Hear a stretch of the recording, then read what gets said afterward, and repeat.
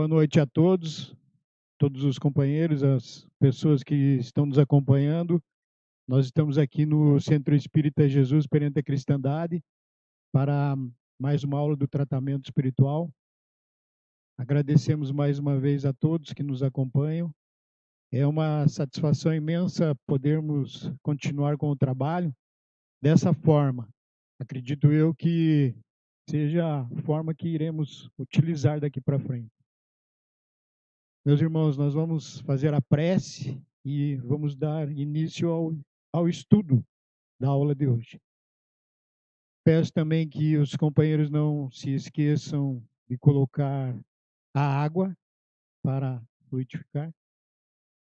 Vamos fechar os nossos olhos materiais e tentar abrir os olhos do Espírito e poder vislumbrar os amigos que já estão conosco,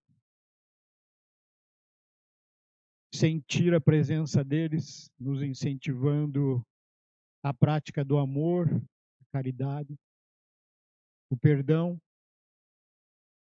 para que nos tornemos melhores, mais acessíveis a eles. mais aptos ao trabalho com Jesus. Agradecemos a oportunidade de estarmos aqui mais uma vez. Peço ajuda para que possamos desenvolver o assunto da melhor forma possível. Sê conosco, Senhor, hoje e sempre. Que assim seja. Bem, então hoje a gente vai falar sobre o culto do Evangelho no Lar. É uma aula muito agradável, muito boa, fácil de entender a proposta. Então vamos lá. O que é culto do Evangelho no Lar? Trata-se de estudo do Evangelho de Jesus em reunião familiar. O culto doméstico do Evangelho é a fonte real da medicina preventiva, sustentando as bases do equilíbrio físico-psíquico. Então, essa passagem primeira está contida lá no livro Luz no Lar, são espíritos diversos. O culto do Evangelho, em qualquer parte, é fonte de abençoada riqueza espiritual, preservando-nos os alicerces do equilíbrio psicossomático. Evangelho no lar é Cristo falando ao coração. Então, se a gente pensar que o culto do Evangelho no lar é Jesus, Jesus presente, então a gente está abrindo as portas para que Jesus entre em nossa casa. Isso é muito importante. Se a gente pensar em algumas projeções, algumas imagens onde Jesus abre, aliás, Jesus bate a porta. E se a gente pensar que muitas vezes a gente olha naquela figura e não encontra o trinco, então a gente pensa que quem vai ter que abrir a porta para Jesus entrar somos nós. Então, o culto do Evangelho no lar é isso. É a fonte do equilíbrio físico-psíquico. Se a gente pensar que fazendo prece, nós vamos nos sentir bem no corpo somático, corpo físico, corpo material, a carne, e também vamos receber a ajuda que necessitamos no espírito.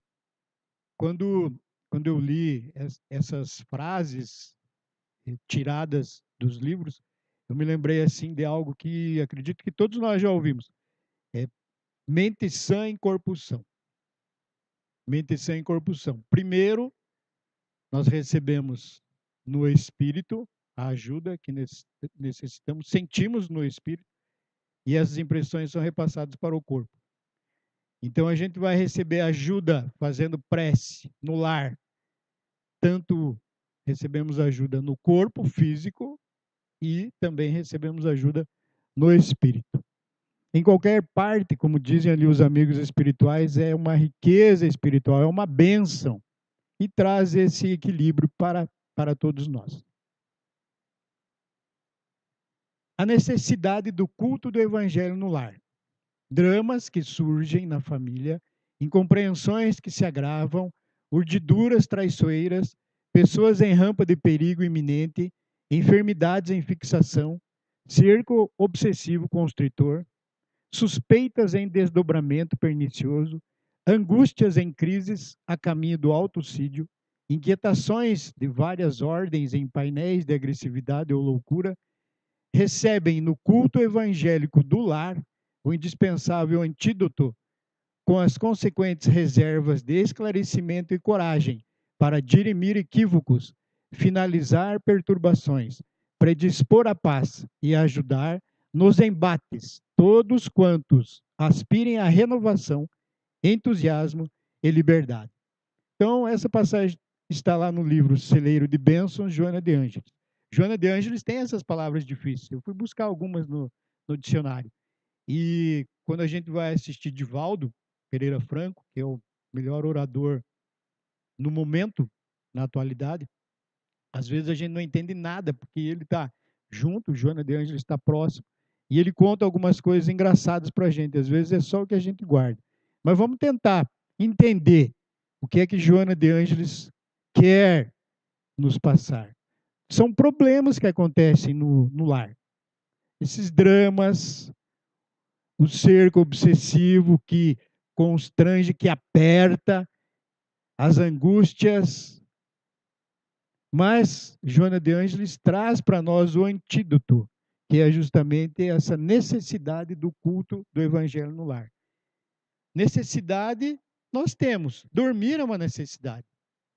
Comer é uma necessidade. E ela, Joana de Ângeles, coloca também que a prece, o culto do evangelho no lar é uma necessidade. Nós precisamos. Todos que aspirem uma renovação, entusiasmo e liberdade. Então a gente está vendo como é bom fazer o culto do evangelho no lar, como é bom rezar com os familiares. E a gente estende isso com as visitas que chegam, os parentes, as pessoas.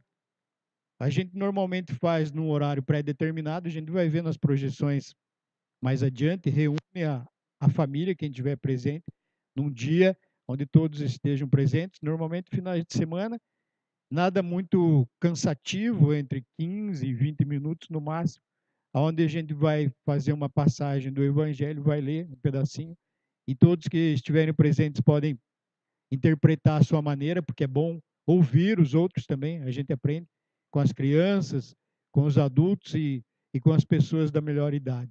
E a gente se entende, e é uma proposta para se levar a sério no seio familiar. Isso é muito bom. O culto do evangelho no lar não é uma inovação, é uma necessidade em toda parte, onde o cristianismo lança raízes de aperfeiçoamento e sublimação. Quando o ensinamento do mestre vibra entre as quatro paredes de um templo doméstico, os pequeninos sacrifícios tecem a felicidade comum. A observação impensada é ouvida sem revolta. A calúnia é isolada no algodão do silêncio. A enfermidade é recebida com calma. O erro alheio encontra compaixão. Cultivar o evangelho no santuário familiar é nortear a nossa experiência para o reinado de Deus em nós e fora de nós. Então, os amigos espirituais aqui nesse livro, Culto do Evangelho no Lar, eles falam para nós que, a partir do momento que a gente começa a desenvolver essa atividade no lar e se transforma em algo que se repete, é um exercício que se repete, pelo menos um dia durante a semana, isso vai fazer com que, de repente, as pessoas consigam manter um pouquinho mais da calma, sem agredir a ninguém, conseguem ouvir uma agressão verbal e não vão rebater com as mesmas atitudes. As pessoas começam a refletir sobre o que se pode fazer, e isso é muito bom. Eu me lembrei da Água da Paz. Então, a gente não está sozinho aqui, tem companheiros, e isso quem nos ensinou foi o paizão Bonerges. Então, ele disse assim, que quando começasse uma discussão lá no seio familiar, aquele que estivesse mais propenso a fazer o bem, a sentir a presença dos amigos espirituais, era para colocar água, que ele batizou de água da paz, na boca, e não era para engolir. E daí, se você está com essa água na boca, você não vai discutir. Então, ele batizou isso de água da paz. E se a gente pensar, a gente já vai ver em projeções mais adiante a respeito da água fluidificada, é justamente isso.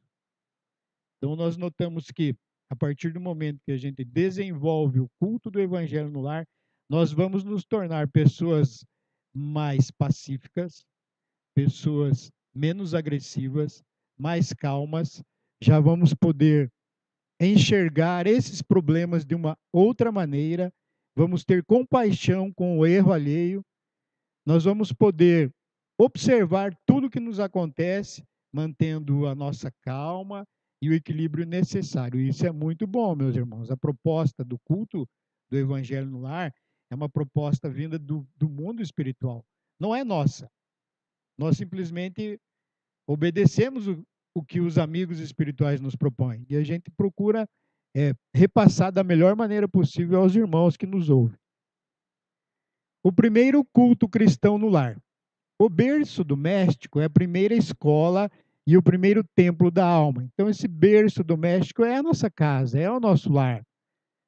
A casa do homem, e quando os amigos espirituais falam em homem, eles generalizam. Homem, mulher, criança, toda a sociedade humana.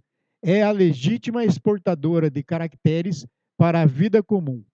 Então, Jesus, convidando os familiares do apóstolo à palestra edificante, e a meditação elevada desenrolou os escritos da sabedoria e abriu na terra o primeiro culto cristão no lar. Essa passagem está lá no livro Jesus no Lar, Neio Lúcio. Então, tudo se inicia no lar. Às vezes a gente cobra dos professores a educação dos nossos filhos. E vamos falar sério, meus irmãos. A educação tem que partir do lar. Na escola, até onde eu saiba, os professores ensinam as matérias básicas, português, inglês, matemática, enfim, mas a educação, meus amigos, isso vem do lar.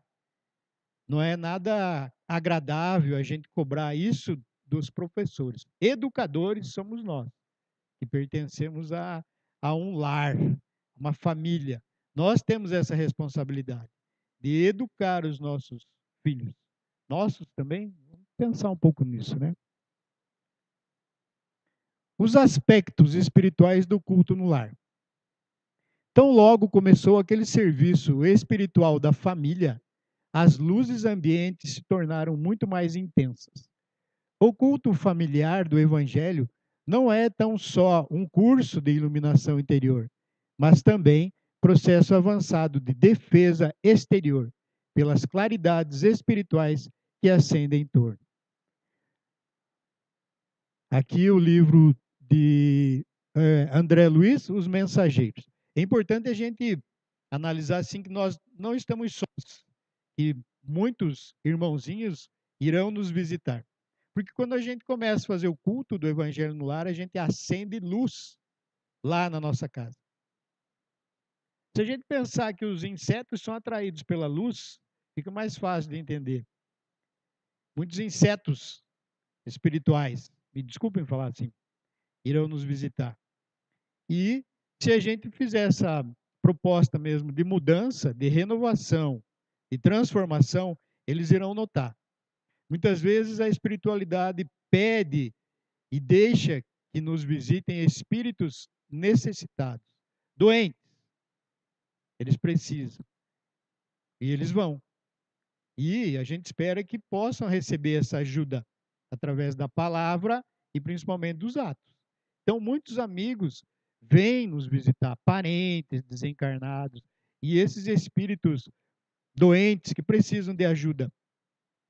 Nós precisamos estar atentos, nós precisamos estar vigilantes, mantendo o nosso equilíbrio na casa mental, e essa proposta mesmo de renovação. É isso que o Evangelho, o culto do Evangelho no lar nos pede, para que a gente faça o culto do Evangelho no lar, mas também que a gente busque a nossa transformação, a nossa renovação. Isso é bom. As pessoas estão precisando, nesse momento, daquele sorriso no olhar, porque se a gente vai estar com a máscara, é difícil. Mas o nosso olhar pode sorrir pelo que nós somos. Nós somos pessoas de bem, nós vamos sorrir com os olhos. Agora, se a gente estiver nesse processo de dor, de medo, não vai haver brilho no olhar. Então, meus amigos, vocês que nos ouvem, amigos presentes, que eu quero muito bem, que possamos sorrir através dos olhos, pelo que nós somos. Nós somos espíritos em evolução. Nós estamos tentando aceitar a proposta de Jesus. Eu tenho a certeza que entre nós aqui presentes, nós já fazemos o culto do Evangelho no lar. E, inclusive, é uma proposta do tratamento espiritual. Então, a gente tem que servir também de exemplo para os nossos filhos, netos, amigos, fazendo o culto e buscando nos tornar pessoas melhores. Então, aqui, André Luiz diz que essa luz não fica só ali dentro, nas quatro paredes. Essa luz se expande e vai para fora. Se a gente pensar que se a gente está acendendo luz no lar, todo o bairro pode também receber ajuda. As casas vizinhas vão receber ajuda. Todo mundo vai se sentir bem, porque vai irradiando. E isso contagia. É bom demais. A gente pode notar nessa projeção que existe ali à frente dessa residência, dessa casa, um espírito guardião. E tem outro saindo. Se a gente pensar assim, que nosso lar está tão bem cuidado pela nossa proposta, o propósito de renovação e ajuda espiritual, a gente vai ver na projeção mais adiante, aonde muitos realmente recebem ajuda e outros que não querem ainda, não estão aptos a receber, eles são afastados. E isso é importante. Esses espíritos mais doentes, vamos dizer assim, mais trevosos, ainda não querem receber ajuda, eles são afastados do nosso lar. Essa projeção mostra bem o que a gente está falando, essa proposta. Benefícios do culto do evangelho no lar. O culto da boa nova em fonte de bênçãos, dissolvendo em nosso campo de trabalho todas as sombras da discórdia e da ignorância, do desequilíbrio e da irritação. Quando uma família ora em casa, reunida nas blandícias do evangelho, toda a rua recebe o benefício da comunhão com o alto. A família iluminada melhora a comunidade. Então a gente pode perceber nessa projeção, que é uma das projeções do tratamento espiritual, aonde existe um guardião, um espírito guardião à frente da nossa residência. Outros espíritos estão doutrinando um irmãozinho necessitado. Outros amigos espirituais estão magnetizando a água e outros amigos espirituais estão aplicando passe, que é uma transfusão de energias. E se a gente notar o semblante dos familiares, eles estão felizes, alegres. E naquele quadro menor, um espírito está sendo afastado do lar. Ainda não, ele não quer receber ajuda, porque no momento correto ele também vai receber. Então a gente fica muito feliz em poder mostrar e falar um pouco da grandeza que é fazer o culto no lar. Nada mais é do que fazer a prece, uma pequena passagem do Evangelho segundo o Espiritismo. A gente pode ler um livro de poesia, nada muito cansativo, vamos dizer assim, mas muito produtivo. Essa é a proposta. Vamos falar um pouco sobre a magnetização da água. A água é um dos corpos mais simples e receptivos da Terra. É como que a base pura em que a medicação do céu pode ser impressa através de recursos substanciais de assistência ao corpo e à alma, embora em processo invisível aos olhos mortais. Emmanuel está falando aqui no livro Segue. Então, o que acontece? A gente pega e coloca a água no recipiente, a gente faz a nossa prece, mas o trabalho maior é dos amigos espirituais. Eles vão transformar a água em remédio. Então, a gente diz assim que eles vão manipular, eles vão transformar essa água, que é algo simples e receptivo da Terra, um elemento. Se a gente pensar na fórmula, duas moléculas de hidrogênio e uma de oxigênio, H2O. Então, eles conseguem manipular e transformar a água pura e cristalina em remédio. Mas também existe outro fator, que é a fé. Nós precisamos trabalhar com a fé, pedindo a eles, então, que transformem a água em medicamento. E a gente toma realmente como medicamento. A gente toma naqueles copinhos pequenos, né, o cálice. Podemos tomar 3 vezes ao dia, de 6 em 6 horas, de 8 em 8 horas. Depende do grau, da necessidade. Eu me lembro a minha mãe leva essa garrafinha de água fluida para toda parte. Eu deveria fazer igual. Mas, como ainda, né, a gente fala do processo e toma água mais no centro, né? E em casa, quando a gente faz. Mas a gente pode sim, meus irmãos, pedir a eles, fazer a nossa prece, entregar todo esse processo nas mãos dos amigos espirituais, acreditar e tomar. Também não acontece milagre, a gente deve pensar assim, né? Tem uma passagem que eu gosto muito de contar. A mulher estava sofrendo de uma doença depurativa, câncer. E a partir do momento que ela começou a tomar água fluida, ela começou a se sentir melhor. Então, ela tinha 5 crises ao dia, diminuíram para 2. Já não é muito bom? E também, a partir do momento que essa pessoa começou a trabalhar com o culto do evangelho no lar, ela se transformou, ela ficou uma pessoa muito mais otimista. Então ela brincava assim, que começaram a cair os cabelos, então ela estava fazendo trança nos cabelos, depois ela fazia um rabo de cavalo naquele cabelo e de repente caíram todos os cabelos. E a família, a gente sabe como é que é a mulher, né? Vamos brincar um pouquinho, adora o cabelo, né? E ela estava careca. E a família se preocupou com isso. Mas ela, muito otimista com as preces que estava fazendo e recebendo ajuda, ela disse: Hoje eu estou muito feliz. É um dia que eu estou muito feliz. Mas por que, mãe? Por que, vó? Porque hoje não vou precisar pentear o cabelo. Então a gente brinca, mas a gente recebe ajuda sim, meus irmãos. A proposta é muito boa, mas cabe a nós acender essa luz em nosso lar. Esse é o roteiro para a realização do culto do Evangelho no lar. Então a gente inicia com uma pequena leitura de uma mensagem antes da prece. Depois a gente faz a prece inicial. Depois a gente vai para o estudo do Evangelho de Jesus, o Evangelho segundo o Espiritismo. Uma pequena passagem, a gente diz que abre o acaso, mas o acaso não existe. Sempre vem a mensagem correta para nós. Se não for para nós, os encarnados, com certeza para os irmãozinhos que estão ao nosso lado. Porque às vezes cai, por exemplo, a passagem do Evangelho sobre o duelo. E daí a gente pensa assim, mas eu não.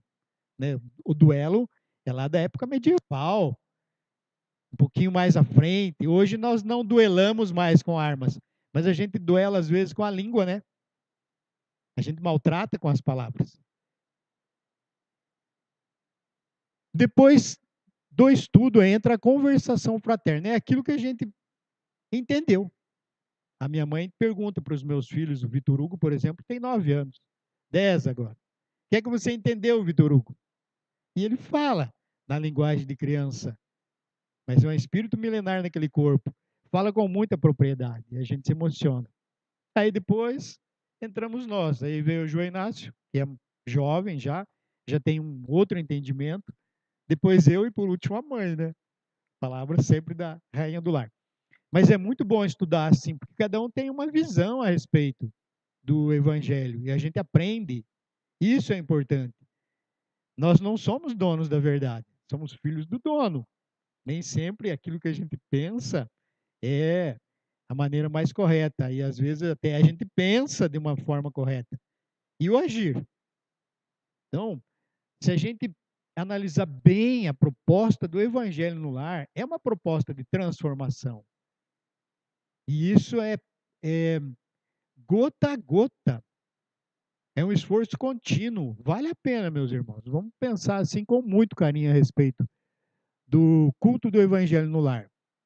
Depois dessa conversação fraterna, entra a fluidificação das águas. Então, a gente vai fazer a nossa parte, fazendo a prece, pedindo ajuda, mantendo o nosso pensamento elevado e entregando tudo nas mãos dos amigos espirituais. Eles é que vão transformar essa água em remédio.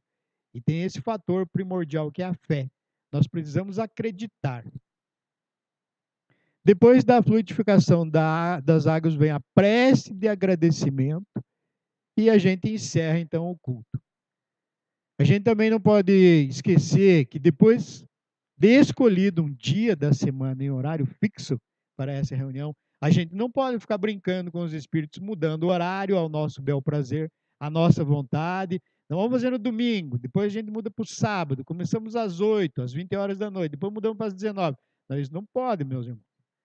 Porque a espiritualidade vem nesses horários. Eles têm mais o que fazer. Eles não estão aí para nos servir. Eles têm muita coisa para fazer. A gente não pode brincar. Então, a partir do momento que a gente conseguiu construir um horário para fazer o culto, tem que ser mantido. O horário e o dia da semana.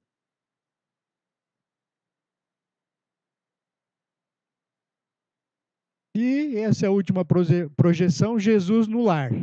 Porque onde estiverem 2 ou 3 reunidos em meu nome, aí estou eu no meio deles. É interessante porque alguns companheiros já falaram assim, olha, Celso, eu não consigo fazer o culto lá em casa. Às vezes as pessoas têm outra ideologia religiosa, eu estou só. Como é que eu vou fazer sozinho o evangelho? Ei, calma aí. Como assim sozinho? Você está se esquecendo que junto, bem pertinho de você, tem amigos espirituais. Não, não é apenas um amigo, são vários. Tem o teu protetor, tem outros anjos, guardiães que estão ao seu lado, espíritos familiares, tem, tem, tem muita gente junto. Então, como assim, tu sozinho? No lado físico, realmente, você está só.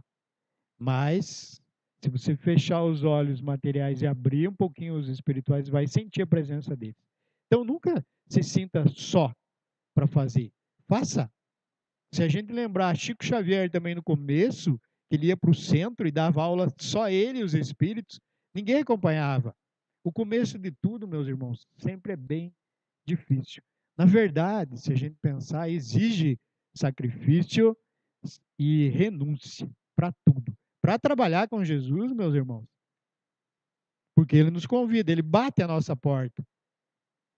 É fácil dizer que eu aceito, sendo que a proposta é de sacrifício e renúncia.